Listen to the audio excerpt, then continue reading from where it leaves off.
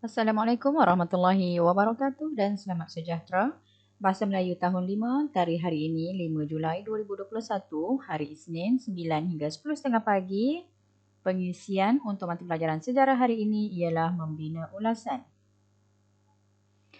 Sediakan buku ulasan, tuliskan hari, tarikh, ulasan, tema 3, keselamatan, topik, unit 7, bijak bertindak. Tajuk hari ini ialah rumusan. Baik, apa itu rumusan?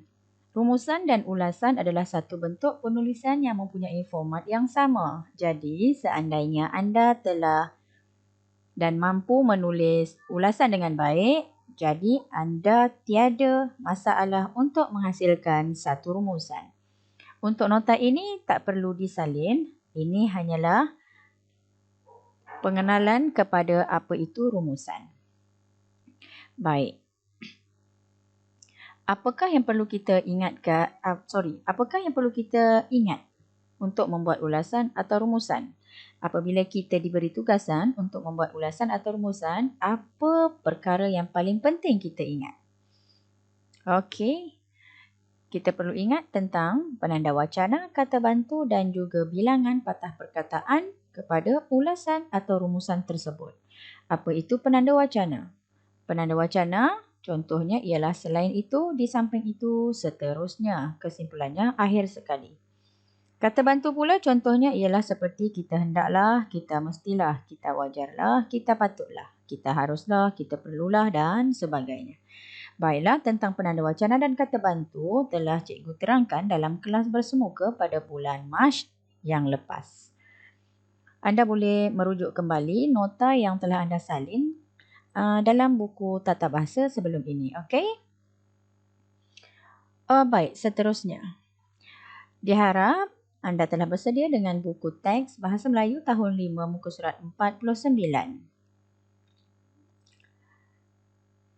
Tolong salin arahan berikut. Buat satu rumusan tentang keselamatan makanan ketika banjir. Panjang rumusan anda hendaklah antara 50 hingga 80 patah perkataan. Salin semula arahan ini selepas anda menulis tajuk. Tajuk hari ini rumusan, selang sebaris dan salin semula arahan ini. Arahan ini sahaja. Okey? Muka surah 49 ni tidak perlu salin. Tapi anda perlu baca supaya anda faham apa yang perlu anda tulis dalam rumusan nanti.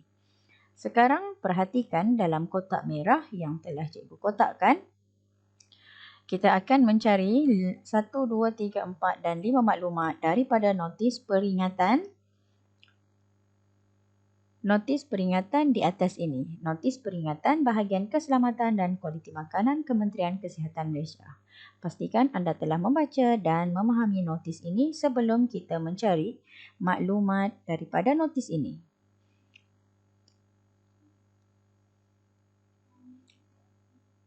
Baik, daripada muka surat 49, dapat kita perhatikan bahawa dalam peta minda yang telah cikgu kotakkan itu memerlukan 5 maklumat. Dari mana maklumat ini diperolehi? Maklumat ini diperolehi daripada ... 5 dot hitam dalam notis peringatan tersebut. Daripada 5 dot inilah akan kita keluarkan sebagai isi penting untuk dimasukkan dalam maklumat yang pertama, kedua, ketiga, keempat dan kelima. Baik, sekarang kita akan kenal pasti apakah maklumat yang pertama. Maklumat yang pertama perhatikan dalam kotak merah yang telah cikgu highlightkan. Maklumat pertama, elakkan pengambilan makanan yang telah tercemar dengan air banjir.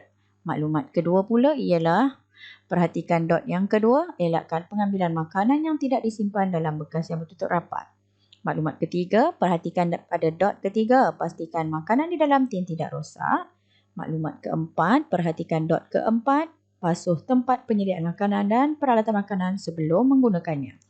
Dan maklumat yang kelima, perhatikan dot yang kelima, minum air bersih yang telah dimasak atau air yang telah dibotolkan. Ini adalah 5 isi penting yang perlu dimasukkan dalam maklumat pertama, kedua, ketiga, keempat dan kelima. Baiklah. tuliskan maklumat-maklumat tersebut seperti ini. Baiklah. Sekarang daripada maklumat-maklumat yang telah kita perolehi daripada notis tersebut, akan kita hasilkan satu rumusan. Mari kita mengenali dan memahami cara hendak menghasilkan rumusan daripada maklumat tersebut. Ayat yang biasa digunakan untuk membuat rumusan, kebiasaannya ialah dengan perkataan rumusannya. Baiklah, sebelum itu, rumusan dan ulasan adalah satu bentuk penulisan yang mempunyai format yang sama. Jadi, ulasan ditulis dalam satu perenggan. Begitu juga dengan rumusan. Jadi, untuk ayat yang pertama, perlu dijarakkan lebih kurang 1 jari daripada garisan tepi. Baik, kita perhatikan contoh yang telah cikgu sediakan. Ayatnya bermula dengan rumusannya, untuk menjamin keselamatan makanan ketika banjir, kita. Okey, baiklah. Dari mana cikgu memperoleh idea untuk menulis ayat ini? Rumusannya, untuk menjamin keselamatan makanan ketika banjir, baiklah. Cikgu mendapat idea untuk menulis ayat ini ialah daripada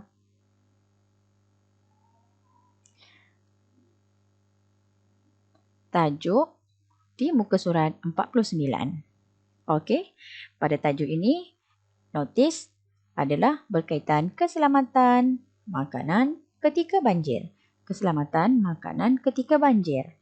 Cikgu jadikan ayat ini lebih gramatis dalam memilih perkataan menjamin. Rumusannya, untuk menjamin keselamatan makanan ketika banjir, kita.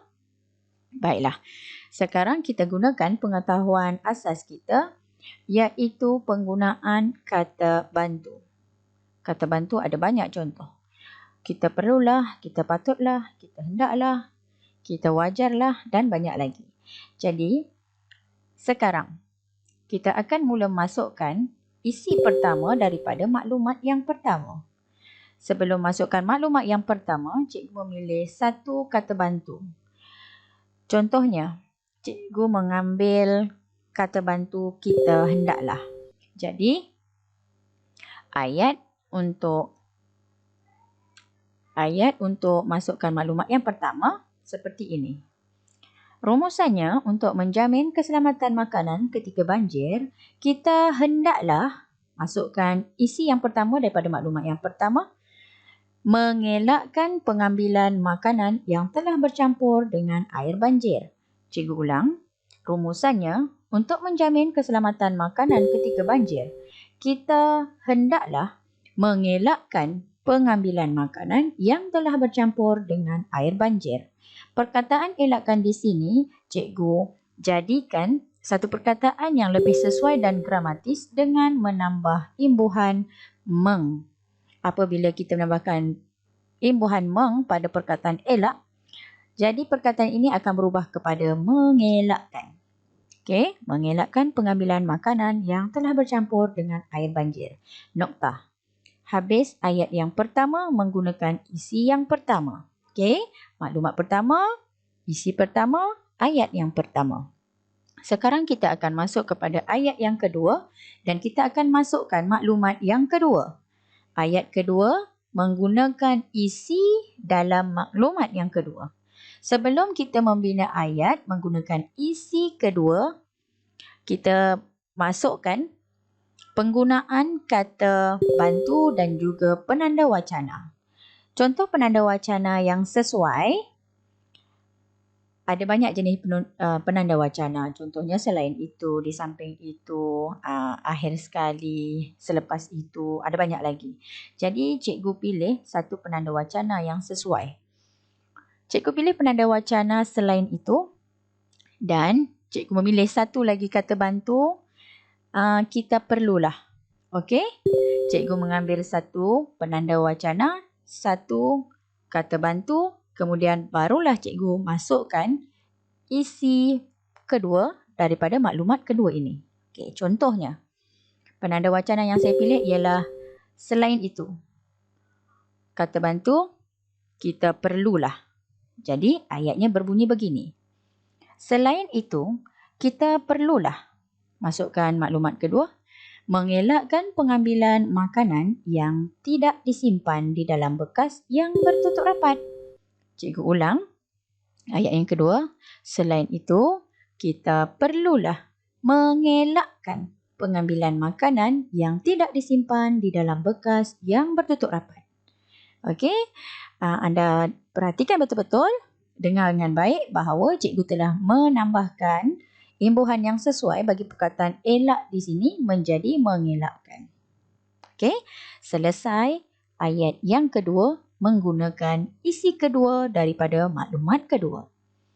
Baiklah, untuk isi yang ketiga menggunakan maklumat yang ketiga, cikgu harap kamu dah faham bagaimana cara cikgu membina ayat pada isi yang pertama, isi kedua, dan kamu hendaklah membina ayat memasukkan isi ketiga daripada maklumat ketiga ini dengan menggunakan penanda wacana dan kata bantu yang sesuai sebelum memasukkan isi daripada maklumat yang telah diperolehi.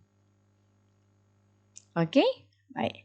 Setelah anda selesai membina ayat menggunakan kesemua maklumat-maklumat berikut, maka barulah kita akan membuat penutup. Okey, penutupnya kita perlulah mengamalkan langkah-langkah ini agar maklumat ini adalah tentang kesihatan. Maklumat ini ialah tentang kesihatan. Jadi, ayat yang sesuai, kita perlulah mengamalkan langkah-langkah ini agar kesihatan diri kita lebih terjamin. Okey? Cikgu harap apa yang cuba cikgu terangkan untuk membina rumusan pada kali ini, anda faham dan juga anda mampu buat. Sila hantar rumusan yang telah siap ke Telegram personal cikgu. Baiklah, setelah rumusan anda siap, jangan lupa untuk mengira berapa patah perkataan yang telah anda bina daripada rumusan tersebut. Baiklah. Okey.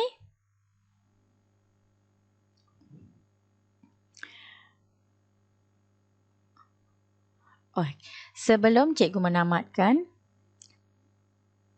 penerangan tentang cara untuk membina rumusan pada kali ini, anda diberi tugasan iaitu kerja rumah untuk menghasilkan satu lagi rumusan dengan merujuk buku teks Bahasa Melayu di muka surat 57, iaitu Jenayah Ragut.